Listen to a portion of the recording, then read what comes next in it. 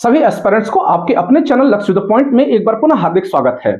जैसा कि हम इंडियन पॉलिटी सेगमेंट के अंतर्गत background of the constitutional development of India पढ़ रहे थे। पिछले लेक्चर में हमने देखा था कि किस प्रकार 1764 के बाद ब्रिटिशर्स का बंगाल प्रेसिडेंसी पे कंट्रोल हुआ, उन्हें दीवानी और निजामत के अधिकार मिले। इसके बाद उन्होंने भारत का शोषण यानी कि बंगाल प्रेसिडेंसी का एक्सप्लॉयटेशन करना चालू कर दिया। साथ ही साथ कंपनी के अधिकारियों में भ्रष्टाचार की प्रवृत्ति पाई गई या वे करप्ट थे अपने स्वभाव से, और वहां उनके ऊपर किसी भी प्रकार का कोई कंट्रोल नहीं था। ना तो ब्रिटिश पार्लियामेंट का ही और ना ही इंडिया में कोई रूलर ऐसा था जो उनको कंट्रोल कर पाए। कुल मिलाकर के खुली लूट बंगाल प्रेसिडेंसी में मची। जो ईस्ट इंडिया कंपनी के ऑफिसर्स थे वे भी पर्सनल ट्रेड में इन्वॉल्व हो गए और धीरे धीरे वे कंपनी के हितों को यानी इंटरेस्ट को दरकिनार कर दिए और अपने पर्सनल प्रॉफिट में पर्सनल व्यापार करने लगे। कंपनी का भी दिवालिया निकल गया। 1772 आते यानी 1772 तक आते आते कंपनी भी एक प्रकार से बैंकरप्ट हो गई, जैसा कि हमने पिछले लेक्चर में देखा। ठीक से आप उसको देख लीजिएगा।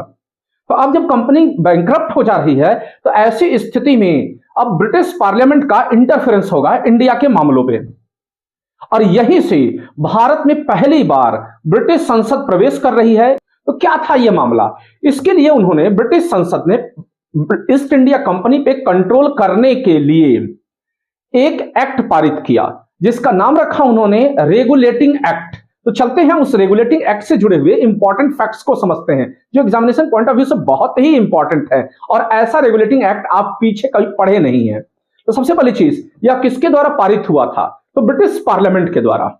उस दौरान ब्रिटेन में किसका राज था, यानी कि वहां का रूलर कौन था, किंग कौन था, मोनार्क? तो किंग जॉर्ज थर्ड वहां के रूलर थे।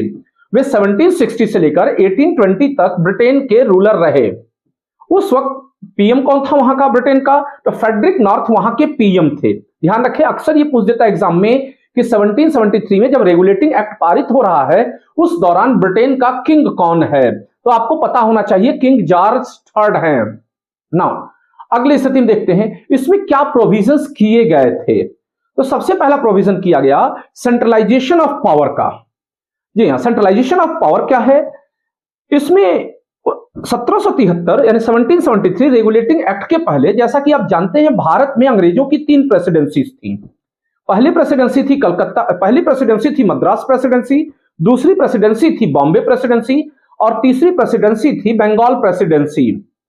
तो इस एक्ट के जरिए मद्रास प्रेसिडेंसी और बॉम्बे प्रेसिडेंसी को कलकत्ता प्रेसिडेंसी के अंडर कर दिया गया, सुपरविजन में कर दिया गया, क्योंकि कलकत्ता या बंगाल प्रेसिडेंसी बहुत रिच हो चुकी थी या शुरू से ही रिच थी। तो इन दोनों को इसके अंडर में कर दिया गया। किन किन मामलों में अंडर में किया गया? तो सबसे पहला है वॉर या युद्ध के मामलों में, कि अगर बंबई प्रेसिडेंसी या मद्रास प्रेसिडेंसी कोई वॉर लड़ रही है तो उसके लिए परमिशन लेना पड़ेगा बंगाल प्रेसिडेंसी से। फिर उसके अलावा डिप्लोमेसी के मामले में इनको अधीन कर दिया गया, और साथ ही साथ राजस्व के मामले में भी इनको अंडर कर दिया गया। मैं साइड में खड़ा हूं, आप लोग देखते रहेंगे बोर्ड को, इनके अंडर में कर दिया गया। तो अब आपके मन में यह विचार होगा कि जब दो इसके अंदर आ जा रहे हैं तो कैसे इसका गवर्निंग सिस्टम चलेगा। तो ध्यान रखेंगे, जितनी भी प्रेसिडेंसीज थी पहले यानी तीनों, वहां पे गवर्नर बैठा करता था हेड, और वह इंडिपेंडेंट था, सीधे ब्रिटेन को रिपोर्ट करता था। लेकिन इस बार रेगुलेटिंग एक्ट के तहत बंगाल में गवर्नर जनरल नाम का नया पद क्रिएट किया गया, जो कि कलकत्ता, ये यूं कहा जाए बॉम्बे प्रेसिडेंसी के गवर्नर, मद्रास प्रेसिडेंसी के गवर्नर को अपने सुपरविजन में रखेगा। तो पहली बार लॉर्ड वॉरेन हेस्टिंग भारत के गवर्नर जनरल बन के आए। अब देखें, क्या आप बता सकते हैं कि तीनों प्रेसिडेंसीज कब गठित की गई थी? तो चलिए इसके हिस्ट्री में थोड़ा सा हम एक नजर डाल लेते हैं। तो सबसे पहले बना था मद्रास प्रेसिडेंसी, यह बना था 1639 में। ध्यान रखिएगा, पहली प्रेसिडेंसी मद्रास प्रेसिडेंसी है ब्रिटिशर्स के इंडिया में, 1639 में बना था। और वहां पे कहां पे बना था? फोर्ट जॉर्ज में। ध्यान रखेंगे, fort George. Madras presidency Bharat में पहली अंग्रेजी या ब्रिटिश प्रेसिडेंसी है। फिर दूसरी प्रेसिडेंसी कब बनी? दूसरी प्रेसिडेंसी है बॉम्बे प्रेसिडेंसी। यह बनी कब? तो यह बनी 1687 में। इसकी कहानी बड़ी ही दिलचस्प है। वास्तव में पहले यह पुर्तगाल के अधीन था। तो पुर्तगाल के राजा ने अपनी बेटी की शादी किया इंग्लैंड के राजा से, कैथरीना ऑफ ब्रिगेंजा की, और उसी में कैथरीना ऑफ ब्रिगेंजा को दहेज स्वरूप बॉम्बे गिफ्ट कर दिया। तो कुल मिलाकर के अंग्रेजों को जो बॉम्बे है वह पुर्तगालियों से उपहार में मिला है। ध्यान रखेंगे। कब यह उपहार प्राप्त हुआ? 1661 में। आप लोग तो सुनते हैं कि भारत में दहेज प्रथा चलती है, यूरोप में नहीं चलता, लेकिन यह उदाहरण आपसे इस एग्जांपल से आप समझ गए होंगे कि यूरोप में भी डॉरी सिस्टम या दहेज प्रथा रहा है। तो 1661 में यह पुर्तगालियों से दहेज में प्राप्त हुआ अंग्रेजों को। आगे चल करके इसी को अंग्रेजों ने 1687 में क्या बना दिया? प्रेसिडेंसी बना दिया। तो ये क्रम याद होना चाहिए। कितने लड़के रेगुलेटिंग एक्ट पढ़ते हैं या टीचर पढ़ाते हैं, लेकिन इन बारीकियों को छोड़ देते हैं। फिर उसके बाद आ रहा है आपका बंगाल प्रेसिडेंसी। तो जब हम बंगाल प्रेसिडेंसी की बात कर रहे हैं, तो बंगाल प्रेसिडेंसी कब बन रहा है? यह बन रहा है 1695 में। उम्मीद करता हूं कि आपको बात समझ में आ गई होगी, ध्यान रखेंगे।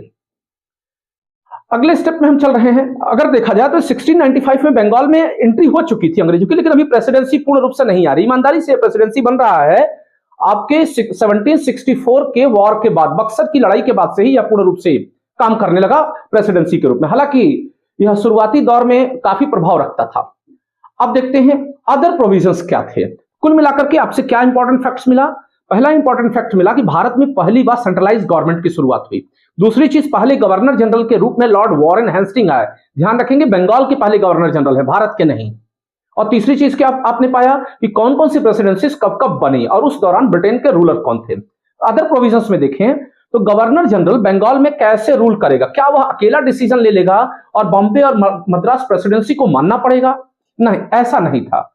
गवर्नर जनरल एक पर्सन का भी नाम है और उसकी सहायता के लिए 4 मेंबर्स और अपॉइंट किए गए करके जो गवर्नर जनरल ऑफिस है वह 4 मेंबर्स की एग्जीक्यूटिव बॉडी है, जो कि जहां पर डिसीजन मेजॉरिटी के साथ लिए जाएंगे, बहुमत से निर्णय लिया जाएगा। यानी कुल मिलाकर के यदि 4 मेंबर की बॉडी है तो 3 मेंबर्स जैसा चाहेंगे वैसा फैसला होगा। अब गवर्नर जनरल के वोट की वैल्यू यहां क्या थी? कुल मिलाकर के governor general first among equals था, ना कि वह बाकी से ऊपर था।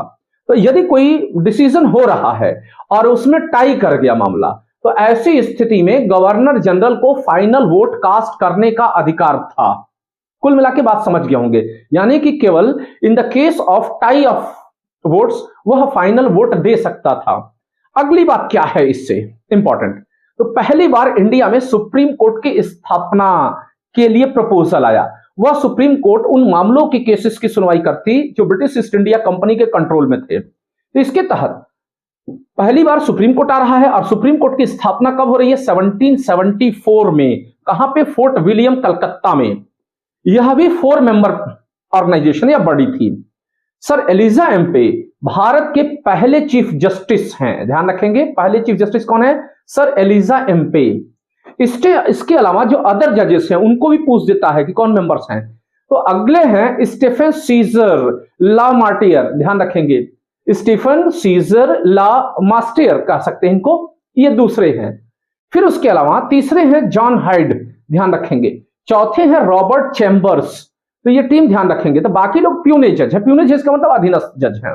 और हेड कौन है? Chief justice. तो सर एलिजा एम्पे है, नाम नहीं भूलना चाहिए ना।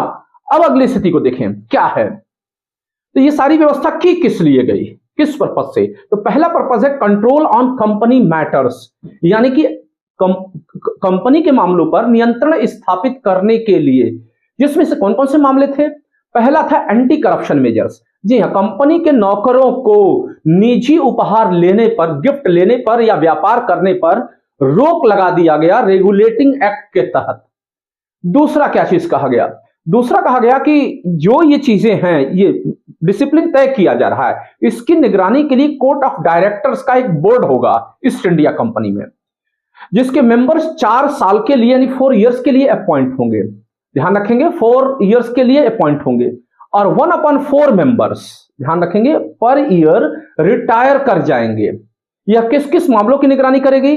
अपने सैन्य राजस्व के मामलों पर यह ब्रिटिश सरकार को सलाह देगी। किसके? कि ईस्ट इंडिया कंपनी को उसने कैसे कंट्रोल किया। तो उम्मीद करता हूं कि यहां तक के मामले आपको समझ में आ गए होंगे। बहुत ही इंपॉर्टेंट है, कोई भी फैक्ट्स मैंने फालतू का नहीं लिया है, सारे एग्जाम पॉइंट ऑफ व्यू से फैक्ट्स इंपॉर्टेंट हैं। तो ये तो थी आपकी क्या रेगुलेटिंग एक्ट कि किस तरीके से उन लोगों ने भारत में अपना नियंत्रण स्थापित किया, ब्रिटिश पार्लियामेंट ने पहली बार। अब देखिए, इस एक्ट की लिमिटेशंस भी कई थी।